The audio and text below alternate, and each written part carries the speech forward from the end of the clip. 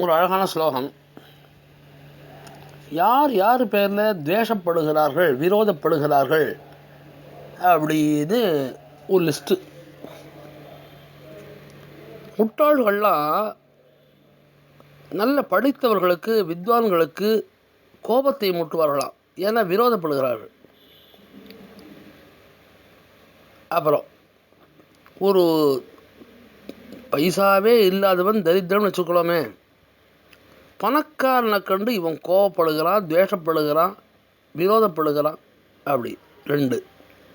3வது, நல்ல குடும்ப பெண்ணை பார்த்து பதிவிரதா தர்மம் இல்லாத வேசி பெண்கள் கோபப்படுவார்கள், பொறாமைப்படுவார்கள், பலவிதமாக ஏளனமாக பேசுவார்கள். இது. அப்புறம் அதுபோல் விதவைகளாக இருக்கிறவாள்லாம் சுமங்கலியை பார்த்து கோபம் மூட்டுவா, விரோதப்படுவா. இப்படி 4 விஷயத்தை சொன்னார். முதல் விஷயத்தை பார்ப்போம். முட்டாள்லாம் படித்தவர்களுக்கு, வித்வான்களுக்கு கோபத்தை உண்டு பண்ணுவார்கள், விரோதமாக பார்ப்பார்கள். படித்தவனை கண்டாலே பிடிக்காது. இது பிரத்யக்ஷமான நிஜம். இதுக்கு சில காரணங்கள் இருக்கலாம். வித்வான்களாக இருக்கிறவா இவன் ஒன்றும் படிக்காத உளறத்துல சகிக்க முடியாது. அதனால் திருத்த முடிஞ்சவோ திருத்துவா, இல்லைன்னா தலையில் எழுத்தேன்னு வருவா. ரொம்ப மோசமான நிலை இது. இதில் என்ன காரணம்னு கேட்டால், படிப்புக்கும் பணம் சம்பாதிக்கிறதுக்கும் சம்பந்தம் இல்லை. திரவியம் சம்பாதிக்கிறது, பணம் சேர்றதுக்குன்னு ஒரு புண்ணியம் பண்ணியிருப்பான். அவன் படித்து அறிவு பெறுவதற்கு புண்ணியம் பண்ணலை. இன்னொருத்தன் படிக்கிறதுக்கும் அறிவு பெறுவதற்கும் புண்ணியம் செய்திருப்பான், பணம் சம்பாதிக்க புண்ணியம் செய்திருக்க மாட்டான். இது உலகத்தில் சகஜம். இதை ரொம்ப வேற ஒரு மாதிரியாக சொன்னால், லக்ஷ்மி இருக்கிற இடத்துல சரஸ்வதி இருக்க மாட்டா, சரஸ்வதி இருந்தால் லக்ஷ்மி இருக்க மாட்டா அப்படின்னு கூட சொல்கிறது வழக்கம் உண்டு. அப்போ படிப்பறிவு இல்லாதவன் புண்ணிய வசத்தினால ஏதோ ஒரு தொழிலில் சிறந்து விளங்குகிறான். அதே சமயத்தில் நிறைய படித்தவன், பணம் சம்பாதிக்கக்கூடிய புண்ணியம் செய்யாதவன் இந்த முட்டாளை அண்டி வாழ்க்கை அழத்த வேண்டிய நிலையில் வந்திருக்கிறான் இல்லையா? இப்போ என்ன நிலை ஆகும் பாருங்க. இது எனக்கு பரிச்சயம் உள்ள தொழில் வைதீகம், அதில் எனக்கு தெரியும். அதனால் மற்ற தொழிலை பற்றி அவாவாக தான் சிந்தனை பண்ணணும். அப்போது மகாமடையன்கிட்டெல்லாம் அடங்கி போக வேண்டியிருக்கும். திருத்தினாலும் அவனுக்கு பிடிக்காது, திருந்தனுங்கிற எண்ணமும் அவனுக்கு கிடையாது. ஒரு மோசமான சூழல் இது. நம்மளை கண்டாலே அவன் விரோதமாக பார்ப்பான். படித்தவனை கண்டாலே அவன் விரோதியாக தான் பார்ப்பான். அவனுக்கு அவன் பயம். இது யாராவது 4 பேருக்கு மத்தியில் நம்ம திருத்துவாளோ அவமானப்படுத்துவாளோ அவனுக்கு அவன் விரோதியாக தான் பார்ப்பான். முடிஞ்ச வரைக்கும் அவன் படித்தவர்களை கூப்பிடுவதை தவிர்த்து விடுவான். சில பேர் இருக்கான், அவன் என்ன நினைக்கிறான்னு பார்த்தா, எப்படி இவள் திருத்த மாட்டா, அவமானப்படுத்த மாட்டாங்கிற நம்பிக்கை வந்துடுத்தோன்னா இவளை கூப்பிடாது. அப்புறம் ஏன் கூப்பிட்றான்னு ஒரு கேள்வி. அதாவது இந்த மகான்களை வைத்துக்கொண்டே நான் பண்ணி வச்சேன், அவளே நான் ஒன்றும் சொல்லலை, எனக்கு சர்டிஃபிகேட் பண்ணிவிட்டான்னு இவனுக்கு கிரீடம் வச்சதாக ஒரு எண்ணம் வரும். இவனுக்கு இன்னும் வந்தால் பெரிய பெரிய வித்வான் கொழுந்தா வாழெல்லாம் வச்சுன்னு நான் பண்ணி வச்சேன், அவளே என்ன ஒன்றும் சொல்லலை, பாராட்டினான் அப்படின்னா இவன் உளறதை கேட்டு எல்லோரும் சர்டிஃபிகேட் பண்ணதாக இவன் நினைக்கிறான். அவன் ஏன் வாய முடின்னு இருந்தா? நமக்கு 10 ரூபா வேணும், அவன் கொடுக்குறான், அவன் எண்ணத்தை உளறினா நமக்கு என்ன? அவனுடைய உபாத்தியம் உளறிட்டு போனான், நமக்கு என்ன? கர்மா தெரிஞ்சுக்கணுங்கிறதுக்காகவோ சாஸ்திரம் தெரிஞ்சுக்கிறதுக்குங்கிறதுக்காகவோ நம்மளை கூப்பிடலையோனோ, எண்ணத்தை உளறினா நமக்கு என்ன? எப்படி போகிறா? உளறி போடும் நமக்கு என்னன்னு போகிறா. இவன் பண்ணி வைக்கிறத பார்த்து அவள் சர்டிஃபிகேட் பண்ணதா அவன் நினச்சிட்டு இருக்கான். இந்த மாதிரி சில சூழ்நிலையெல்லாம் உண்டு. எப்படி இருந்தாலும் முட்டாள்களுக்கு படித்தவர்களை பிடிக்காதுங்கிறது ஒரு விஷயம். அதே மாதிரி ஒரு பழங்காசு இல்லாதவன் எப்போ பார்த்தாலும் பணக்காரனை பார்த்து ஏதாவது சொல்லிட்டே இருப்பான், விரோதமாக பார்ப்பான். அவன் எப்படி இருந்தால் எனக்கு தெரியாதா, அவன் அதை பண்ணான் இதை பண்ணான், தெல்லு முள்ளு பண்ணான் அதை பண்ணான், லஞ்சம் வாங்கினான், அதனால் இப்படி எதையோ சொல்லி சொல்லி சொல்லி சொல்லி அந்த பணம் உள்ளவனை பார்த்து பல விரோதத்தை வளர்த்து கொள்வான்.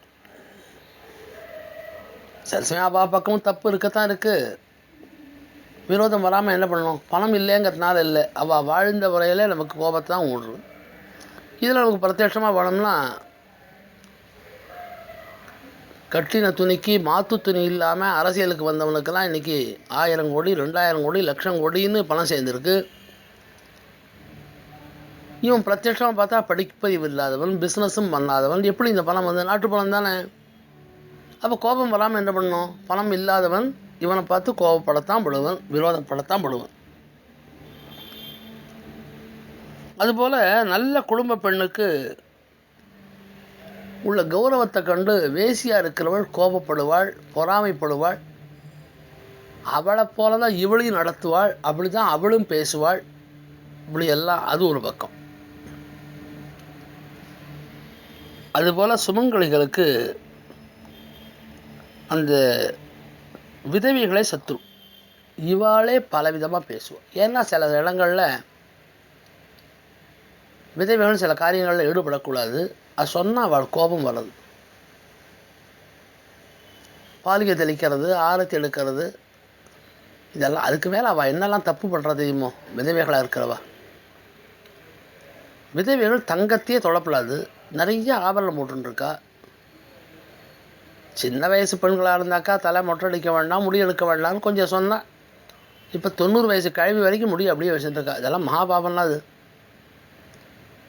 கலர் புடம்பு கட்டின்றா, ஆபரணங்களை போட்டுன்றா, சில பேர் பொட்டு வச்சுன்றா. இதில் என்ன இடைஞ்சல்னா, இவள் வந்து நமஸ்காரம் பண்ணால் தீர்க்க சுமங்கலியாருன்னு சொல்ல முடியுமா? என்னன்னு சொல்ல முடியும்? உன் கோலத்தை பார்த்து ஆசீர்வாதம் என்னன்னு எதிராளிக்கு தெரியணும். உன் கோலத்தை பார்த்தா சுமங்கலி மாதிரி தான் இருக்கா, இவளுக்கு என்ன ஆசீர்வாதம் பண்ணுறது? எல்லாம் ரொம்ப மகாபாபத்தை தொடர்ந்து பண்ணுகிறார்கள். ஸ்லோகத்தை பார்த்துட்டு மறுபடியும் வியாக்கியானத்தை பார்ப்போம். மூர்க்கானாம் பண்டிதா துவேஷ்யாக. முட்டாள்களுக்கு பண்டிதர்களை கண்டால் விரோதமாக பார்க்கிறார்கள். அதனானாம் மகாதனம். பணம் இல்லாதவன் வசதி உள்ளவனை கண்டு கோபப்படுகிறான். வராங்கனா குலீனானா. குலப்பெண்களை கண்டு வேசி பெண்கள் பொறாமைப்படுகிறார்கள், விரோதிக்கிறார்கள். சுபகானாஞ்ச துர்பகா. சுமங்கலிகளை பார்த்து விதவை பெண்கள் விரோதியாக நினைக்கிறார்கள். இது எல்லாருக்கும் அனுபவ ரீதியாக இதெல்லாம் எல்லாருக்கும் தெரியும்.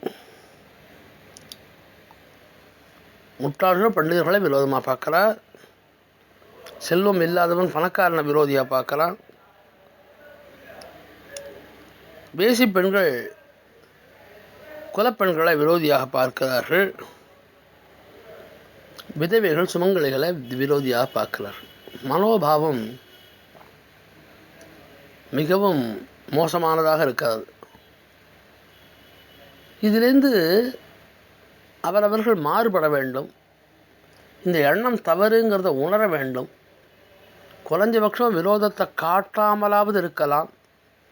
வார்த்தைகளால் பல சமயங்கள் கொட்டி விடுகிறார்கள். இந்த விரோதத்தை காட்டத்தான் காட்டுகிறார்கள். அதெல்லாம் இல்லாமல் இருந்தால் அது க்ஷேமத்தை தரும்.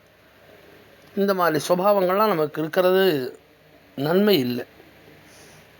அதோடு இல்லாமல் நம்ம நல்ல ஞானமும் பக்தியும் பெற்று தெய்வானுகிரகத்தினாலே இந்த பிறவியை கடைசி பிறவியாக செய்து கொண்டு மோட்ச மார்க்கத்தை அடையணுங்கிற எண்ணத்தை வளர்த்து கொண்டு விட்டால் இந்த விரோத மனோபாவம் நமக்கு வராது. விரோத மனோபாவமே நமக்கு கூடாது. அதனால் அதில் நல்ல சிந்தனைகளில் இருக்கணும்னு அதனுடைய கருத்து. இந்த நாள் எல்லோருக்கும் சுதினமாக இருக்க வேண்டும். மங்களங்கள் பெருக வேண்டும். ஒவ்வொரு நாளும் தெய்வானுகிரகத்தினால பணங்காசு வரதோ இல்லையோ சிந்தனைகள் மேன்மை பெற வேண்டும். உயர்ந்த சிந்தனை இருக்க வேண்டும். ஞானமும் பக்தியும் வளர வேண்டும்னு பிரார்த்தனை செய்து கொண்டு எல்லோருக்கும் சுப்பிரபாதத்தை சொல்லி விடைபெறுகிறோம். மீண்டும் சொல்லுகிறோம், எல்லோருக்கும் சுப்பிரபாதம். இந்த காலை பொழுது எல்லோருக்கும் இனிய பொழுதாக அமையட்டும்.